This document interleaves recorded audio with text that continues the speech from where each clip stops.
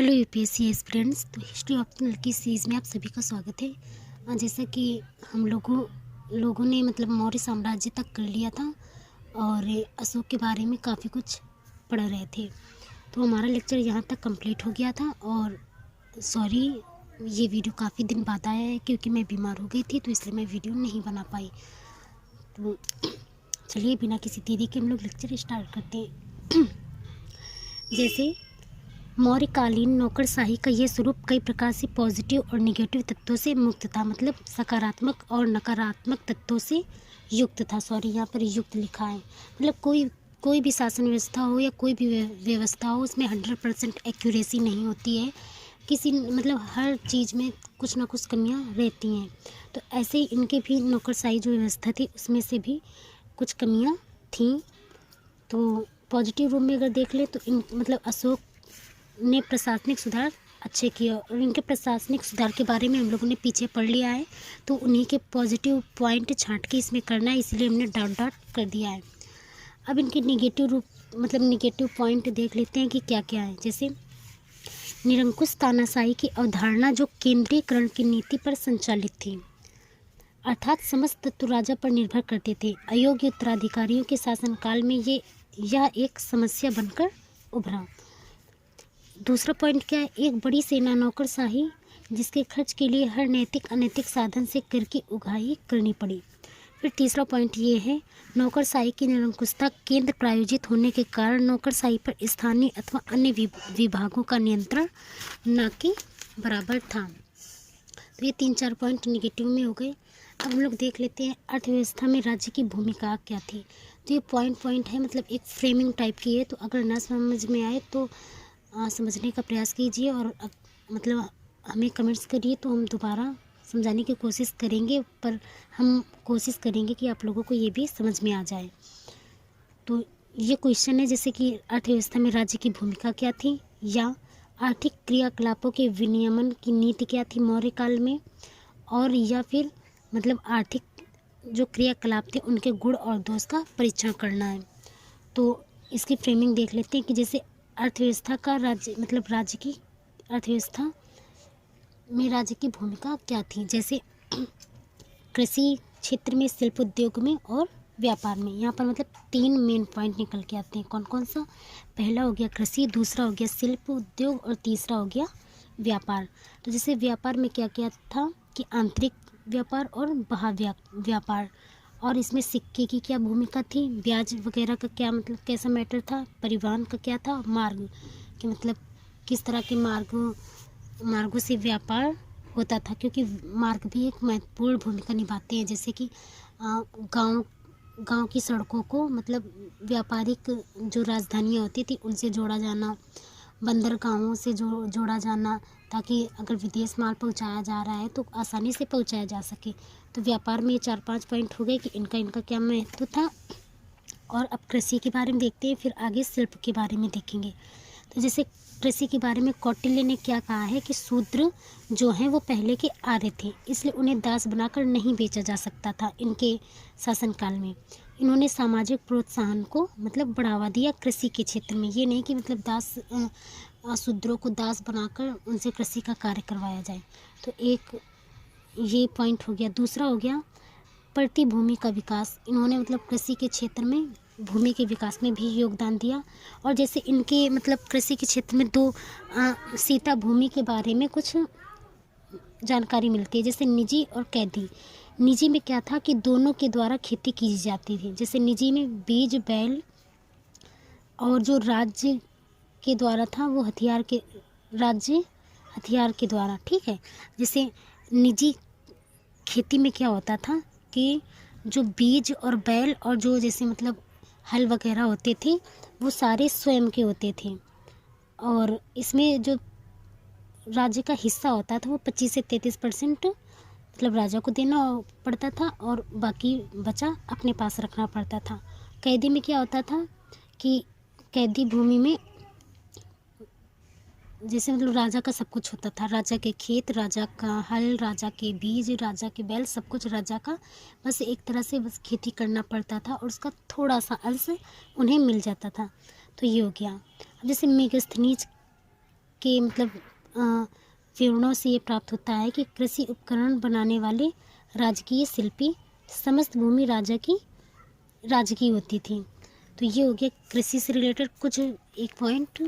और अब हम लोग देख लेते हैं शिल्प से रिलेटेड। जैसे कौटिल्य के अनुसार अकाराध्यक्ष, पर्णाध्यक्ष, लौहाध्यक्ष, ऐसे करके हमने कई सारे नाम बताए थे। मतलब ये सारे शिल्प के उद्योग से रिलेटेड ये क्या थे, मतलब अध्यक्ष होते थे जो धातुओं के ऊपर राज्य का नियंत्रण करते थे। ये सब चीज़ें पीछे हो चुकी हैं, उन्हीं की बस एक फ्रेमिंग है। तो अगर वो चीज़ आप लोग पढ़ लेंगे तो इसकी फ्रेमिंग करने में बहुत आसानी रहेगी और समझ में भी आ जाएगा। अब जैसे मेगास्थनीज के अनुसार पहली समिति क्या करती थी, उद्योग धंधों की आपूर्ति करती थी। चौथी क्या करती थी, माप तौल की देखभाल। फिर राजकीय शिल्पी थे, इनका क्या काम था, कृषि उपकरण बनाते थे, कवच बनाते थे, अस्त्र शस्त्र का निर्माण करते थे। तो इन सबसे क्या रोजगार आता था और जो राज्य की अर्थव्यवस्था में सहायक होता था। फिर पतंजलि के अनुसार क्या है कि जो मौर्य नरेश थे वो देवताओं की मूर्तियाँ बनाकर बेचते थे। तो अब जब मूर्तियाँ बनाकर बेचेंगे तो उन्हीं से मतलब उनसे भी रेवेन्यू प्राप्त होता है। और यहाँ से एक क्वेश्चन इम्पोर्टेंट बनता है कि जो मूर्ति पूजा है मतलब तो वो कहाँ से स्टार्ट हुई, ज़्यादातर तो वो हुई मौर्य काल से ही। मतलब एक तरह से जैसे क्रांति आती है मूर्तियों की तो वो मौर्य काल से मानी जाती है। फिर व्यापार में राज्य की भूमिका क्या थी कि संस्थाध्यक्ष थे वो व्यापारिक मार्ग देखते थे, मुद्राध्यक्ष थे वो पासपोर्ट बनाते थे, नवाध्यक्ष जहाजरानी मतलब जहाज़ों का नियंत्रण करते थे, पौतवाध्यक्ष मापतौल की देखरेख करते थे। एक समान कानून मुद्रा थी, जैसे चांदी सिक्कों को पड़ कहा गया और उनका जो ब्याज था वो 15% सुरक्षा के लिए दिया जाता था। तो ये थोड़ी सी हो गई फ्रेमिंग। अब आगे हम लोग देखते हैं। अब यहाँ पर एक सबसे इम्पोर्टेंट क्वेश्चन आ जाता है कि सब लोगों को एक मतभेद रहता है, मतलब मोस्टली सब लोग बोलते हैं। अगर हम ही आपसे पूछें कि अच्छा बताइए अशोक जो थे वो हिंदू थे या फिर बौद्ध थे, तो कुछ लोग बोलेंगे वो हिंदू थे, कुछ लोग बोलेंगे बौद्ध थे, कुछ लोग बोलेंगे ये दोनों थे। तो उन्हीं से रिलेटेड ये क्वेश्चन की मतलब थोड़ी सी एक्यूरेसी बन जाती है आने की और ये इम्पॉर्टेंट भी हो जाता है। इसलिए हम लोग इसके पक्ष में तर्क देख लेते हैं कि वो हिंदू बौद्ध मतलब थे या नहीं थे, एक मतलब बौद्ध थे या नहीं थे। तो पहले पक्ष में तर्क देख लेते हैं, फिर इसके आगे विपक्ष में देखेंगे। तो पक्ष में तर्क क्या है कि जैसे अशोक के विषय में बौद्ध ग्रंथ बताते हैं कि पहले वह ब्राह्मण धर्म का अनुयायी था। कल्हड़ की राजतरंगिणी के अनुसार भी अशोक ब्राह्मण धर्म का अनुयायी था। मतलब कहीं ऐसे ही नहीं बोल दिया। कल्हड़ की जो राजतरंगिणी थी, ये प्रमाण के साथ बात बताई जा रही है कि जो कल्हड़ की राजतरंगिणी थी उनके अनुसार ब्राह्मण धर्म का अनुयायी था अशोक। और उसके इष्ट देव शिव थे। मतलब अशोक के इष्ट देव कौन थे, शिव थे। अशोक के अभिलेखों से ज्ञात होता है कि वे बौद्ध धर्म से घनिष्ठ रूप से संबंध था। जैसे भाब्रू शिलालेख है उसमें वह बुद्ध धर्म संघ में विश्वास प्रकट करता है। स्वयं को मगध का राजा और महात्मा बुद्ध को भागवत कहता है। मतलब ये बताया गया कि अशोक पहले जो थे वो हिंदू थे, बाद में उन्होंने बौद्ध धर्म अपना लिया। राज्याभिषेक से संबंधित मास्की लघु शिलालेख में वह स्वयं को बुद्ध शाक्य कहता है। मतलब जब उनका राज्याभिषेक हुआ था तो उससे संबंधित जो शिलालेख है वो है मास्की का लघु शिलालेख, उसमें वह स्वयं को क्या कहते हैं, बुद्ध शाक्य कहते हैं। अशोक पहले स्तंभ लेख में घोषणा करते हैं कि बौद्ध धर्म अपनाने के बाद वह धर्म की सोत्साह परिरक्षा, सोत्साह शिक्षा, सोत्साह अभिलाषा करता है। सोत्साह मतलब पूरे उत्साह के साथ। तो पहले स्तंभ लेख में उन्होंने क्या मतलब घोषणा करवाई है कि बौद्ध धर्म अपनाने के बाद वे धर्म की सोत्साह परिरक्षा, सोत्साह शिक्षा, सोत्साह अभिलाषा करते हैं। 13वें शिलालेख से ज्ञात होता है कि कलिंग युद्ध के बाद जो था अशोक बौद्ध हो गए थे। पहले लघु शिलालेख से ज्ञात होता है कि बौद्ध धर्म ग्रहण करने के बाद अशोक 1 वर्ष तक साधारण अनुयायी रहे। फिर 10वें वर्ष से उन्होंने मतलब क्या किया, धम्म यात्राएं प्रारंभ कर दी। 10वें वर्ष बोध गया, 12वें वर्ष निगाली वर्ष और 20वें वर्ष लुम्बिनी की यात्रा की। 5वें शिलालेख से ज्ञात होता है, मतलब ये सब प्रमाणिक बातें हैं कि शिलालेख ये नहीं कि मतलब ऐसे ही बोल दिया कि हाँ ये थे कि नहीं। तो ये प्रमाण के साथ लिखने से आंसर थोड़ा ज़्यादा मतलब प्रामाणिक हो जाता है और नंबर गेन करने की मतलब संभावना थोड़ी बढ़ जाती है। तो 5वें शिलालेख से ज्ञात होता है कि शासन के 14वें वर्ष जो धम्म महात्मा मतलब अशोक ने क्या किया था, धम्म महात्माओं की नियुक्त की थी कि मतलब ये जाएं सभी क्षेत्रों में और बौद्ध धर्म का प्रचार करें।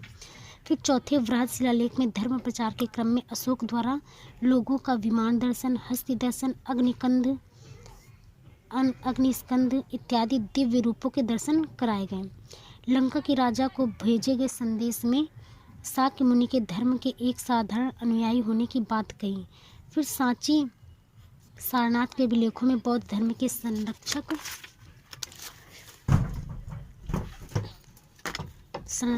के रूप में संघ में फूट डालने वालों को निष्कासन और दंड की चेतावनी दी। मतलब उन्होंने ये बोला कि जो कोई संघ में फूट डालेगा उसको निकाल दिया जाएगा, उन्हें दंड या कोई मतलब कठोर सजा दी जाएगी। फिर मोगाली पुस्तिस्क की सहायता से तीसरे बौद्ध संगीति में कथावस्तु भी बोलते हैं, कथावस्तु बोल दो तो चाहे कथावस्तु बोलिए, कथावस्तु नामक ग्रंथ का संकलन करवाया। किसमें? तीसरी बौद्ध संगीति में। अब यहीं से प्रीलिम्स के फैक्ट भी निकलते हैं, ठीक है। तीसरी बौद्ध संगीति में कथावस्तु नामक ग्रंथ का संकलन करवाया और बौद्ध भिक्षुओं को विभिन्न क्षेत्रों में धर्म प्रचार के लिए भेजा और उन्होंने अपने पुत्र और पुत्री को भी श्रीलंका वगैरह भेजा था। तो ये सारे ये जो अभी हम लोगों ने इतना देखा ये सब था पक्ष में कि वो मतलब बौद्ध थे। मतलब अगर देखिए, अगर प्रश्न में आता है कि पक्ष में तर्क दीजिए कि वो बौद्ध थे तो हमको ये कंटेंट करना है। और जो हम लोग आगे करने जा रहे हैं तो वो होगा कि विपक्ष में तर्क दीजिए कि मतलब वो बौद्ध थे या नहीं। तो हम लोगों को दोनों तर्क लेकर चलना है। परीक्षा में जो पूछ लिया जाएगा बस वही पेस्ट कर देना है, ठीक है। चलिए अब देखते हैं विपक्ष में तर्क। तो जैसा कि अशोक के द्वारा बौद्ध धर्म का ग्रहण किया जाना एक राजनीतिक उपाय मात्र था। ये स्पष्ट नहीं है कि अशोक एकाएक बौद्ध धर्म की ओर कैसे आकर्षित हुआ। यदि कलिंग युद्ध की हिंसा एक कारण थी तो अशोक का रुझान जैन धर्म की ओर होना चाहिए था। ये बहुत मतलब बिल्कुल प्रामाणिक बात है कि हाँ बिल्कुल सही बात है कि अगर मतलब जैन धर्म को अपनाना, कलिंग युद्ध की वजह से अगर हिंसा से वो मतलब बौद्ध धर्म अपना लिए तो बौद्ध धर्म की तरफ क्यों गए? जैन धर्म तो बहुत अच्छा था, उसमें तो भी अहिंसा थी तो उसे वो अपना लेते। तो इसके बारे में अगर मेरा पॉइंट ऑफ व्यू देखें तो ये था कि जैन धर्म कुछ ज़्यादा कट्टरपन ज़्यादा कठोर है कि जैसे उसमें मच्छर को भी मारना पाप समझते हैं, चींटी को भी मारना पाप समझते हैं और शाम के बाद खाना नहीं खा सकते। मतलब कुछ ज़्यादा शायद इसलिए उन्होंने ये नहीं अपनाया हो गया, शायद ये मेरा पॉइंट ऑफ व्यू है। आप लोग अपना अपना शेयर कर सकते हैं। चलिए आगे तो हम लोगों को पता ही चल जाएगा। फिर अगला पॉइंट क्या है विपक्ष में तर्क में कि अशोक के बौद्ध होने की सूचना देने वाले बौद्ध ग्रंथ स्वयं निश्चिंत नहीं है कि वो प्रारंभ में ही बौद्ध हो गया था। दीपवंश के अनुसार वे शासन के चौथे वर्ष बौद्ध हुआ है। मतलब जब कलिंग युद्ध हुआ था उसके बाद वो मतलब वो जब शासन करने लगे थे, जब उनका राज्याभिषेक हुआ था उनके चौथे वर्ष बाद वे बौद्ध हुए थे। जबकि अशोक स्वयं कहता है कि वो कलिंग युद्ध के बाद बौद्ध हुआ। मतलब दीपवंश कहता है कि अशोक का जब शासन करना प्रारंभ किया उसके चौथे वर्ष उसने बौद्ध धर्म अपना लिया था। जबकि अशोक क्या बोलते हैं कि कलिंग युद्ध के बाद वो बौद्ध बने, और अगर पहले अपना लिया था तो फिर कलिंग युद्ध किया क्यों, ये भी बात हो जाती है। चलिए आगे देखते हैं। अशोक 13वें शिलालेख में बौद्ध धर्म के प्रभाव से राजनीतिक हिंसा की निंदा करते हैं, किंतु 13वें शिलालेख में वो अटवी जनजातियों की चेतावनी देते हैं कि उन्हें हिंसा की धमकी देता है। हाँ मतलब एक तरफ से अशोक क्या बोलते हैं कि हमें मतलब हिंसा नहीं करनी चाहिए, और दूसरी तरफ वो 13वें शिलालेख में अटवी एक जनजाति थी, उनको मतलब वो धमकी देते हैं कि अगर कोई संघ में फूट डालेगा तो उन्हें मतलब कड़ी से कड़ी सजा, यहाँ तक कि मृत्युदंड टाइप का भी कुछ दिया जा सकता है। अशोक के बौद्ध होने पर स्वाभाविक था कि उत्तराधिकारी भी बौद्ध होते अथवा कम से कम बौद्ध धर्म की ओर आकर्षित होते, जबकि उज्जैन में अशोक का उत्तराधिकारी संप्रति जैन था। कश्मीर में जालौक शैव था और बौद्धों का उत्पीड़क था। जैसे कश्मीर में जो जालौक थे, जालौक कौन थे? अशोक के उत्तराधिकारी थे। ये बौद्ध नहीं, बौद्धों के मतलब ये जैन, ये शैव थे, शैव धर्म अपनाया था। और क्या थे? बौद्धों का ये उत्पीड़क था। और स्पष्ट है कि शासकों ने उपयोगिता अनुसार धर्म का चयन किया। मतलब शासकों को जो धर्म अच्छा लग गया, मतलब जिस धर्म के अकॉर्डिंग उनका राज्य अच्छे से चल सकता था, उन लोगों ने वैसा ही अपना लिया। जैसे आजकल के राजनेता क्या करते हैं कि मतलब धर्म के पल्ले पर बैठकर राजनीति मतलब करते, ऐसा कहना नहीं चाहिए, लेकिन हाँ ये होता है कि जैसे क्या करते हैं, वो जनता को तो लड़ा देते हैं कि भैया मुस्लिम का वोट इधर जाएगा, हिंदू का वोट उधर जाएगा, इनका ये इनका वो, और खुद शाम को जाके दोनों पार्टी मिलके मतलब एंजॉय करते हैं, खाना खाते हैं, मतलब ऐसा बोला जाता है। और बोला क्या जाता है, ऐसा मतलब मोस्टली होता है कि इन लोगों की वजह से मतलब हम लोग जो आसपास के अपने हिंदू भाई बहन या मुस्लिम भाई बहन हैं, इनसे ये राजनीति के चक्कर में हम लोग उनसे दुश्मनी ले बैठते हैं। लेकिन जब कोई मुसीबत पड़ती है तो वही लोग साथ देते हैं, ये राजनेता लोग नहीं आते हैं। तो यहाँ से एक सीख ये भी सीखने को मिलती, मतलब इस इतने कंटेंट से जब मैं ये पढ़ रही थी तो मैंने ये सोचा कि हाँ, कि जैसे पहले के राजा क्या करते थे कि अपने मतलब अपने राज्य को चलाने के अनुसार वो धर्म अपना लेते थे जिस धर्म में उनको ज़्यादा सुरक्षा दिखाई पड़ती थी। अब क्या है, अब भी वही होता है कि मतलब ये जो वोट बैंक का काम है, राजनीतिक जाति के आधार पर या धर्म के आधार पर ज़्यादा खेला जाता है। तो मैं थोड़ा सा ये बताना चाहूँगी कि इसलिए अपने आसपास जो भी, अगर आप मुस्लिम हैं तो हिंदू भाई बहनों का मतलब साथ दीजिए, अगर आप हिंदू हैं तो आप मुस्लिम भाई बहनों के साथ मिलजुल कर रहिए, क्योंकि जब आपको मुसीबत पड़ेगी तो आप राजनेता आपके घर नहीं आएंगे, आपका सपोर्ट आपका साथ सिर्फ वही लोग देंगे। तो ये जो थिंकिंग है सांप्रदायिकता को लेकर, इसे बिल्कुल ख़त्म करने की कोशिश कीजिए और सब लोग मिलजुल कर रहें, यही भगवान जी से प्रार्थना कीजिए। तो चलिए आगे हम लोग पढ़ते हैं कि जैसे अशोक ने तीसरी बौद्ध संगीति बुलाई हो, इसका प्रमाण अभिलेखों में नहीं है। मतलब जैसे कहते नहीं कि तीसरी बौद्ध संगीति में कथा वस्तु नामक जो संकलन करवाया था, और उसमें उन्होंने क्या बौद्ध भिक्षुओं को विभिन्न क्षेत्रों में धर्म प्रचार करने के लिए भेजा था। तो जो ये बात कही गई है, तो इस चीज़ का मतलब उल्लेख कहीं नहीं है कि तीसरी जो बौद्ध संगीत बुलाई गई थी, इसका प्रमाण अभिलेखों में नहीं कराया गया है। श्रीलंकाई ग्रंथ दीपवंश महावंश में इसकी चर्चा है, जिन्हें ये ज्ञात भी नहीं है कि कलिंग युद्ध हुआ था, जबकि दीपवंश और महावंश में तो चर्चा है, ये श्रीलंका के वो है, लेकिन उनको ये नहीं पता है कि अशोक ने कभी कलिंग युद्ध किया था। मतलब उन ग्रंथों में कलिंग युद्ध की कोई चर्चा ही नहीं है, वो लोग बिल्कुल अनभिज्ञ थे उस युद्ध से। फिर यदि अशोक बौद्ध होता तो निश्चित रूप से 4 आर्य सत्यों और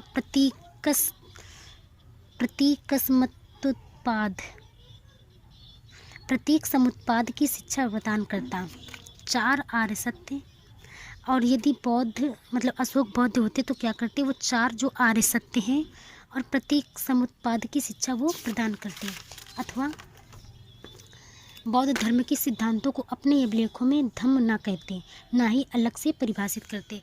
एक तरह से मतलब देखा जाए तो ऐसा लगता है कि बौद्ध जो अशोक थे, उन्होंने बीच का रास्ता अपनाया, ना वो पूरे हिंदू थे, ना उन्होंने पूरी तरह से बौद्ध धर्म अपनाया। जो उनको बीच का रास्ता सही लगा वही उन्होंने किया। फिर निष्कर्षतः अशोक एक शासक था जिसका उद्देश्य साम्राज्य में शांति बनाए रखना था। कलिंग युद्ध के बाद से अशोक ने नैतिक सिद्धांतों के आधार पर शासन चलाने की कोशिश की थी। ऐसे में उसे सबसे उपयुक्त तत्व बौद्ध धर्म के दिखाई पड़े, जो जनता के सभी वर्गों में स्वीकृत थे। ठीक वैसे ही जैसे मध्यकाल में अकबर ने सूफी भक्ति सिद्धांतों से प्रेरणा लेकर तौहीद ए इलाही का प्रचलन किया था, और जिस प्रकार से अकबर तौहीद ए इलाही में इस्लाम का प्रचार नहीं कर रहा था, उसी प्रकार से अशोक धम्म के माध्यम से बौद्ध धर्म का प्रचार नहीं कर रहा था। तो मेरा लेक्चर कंप्लीट।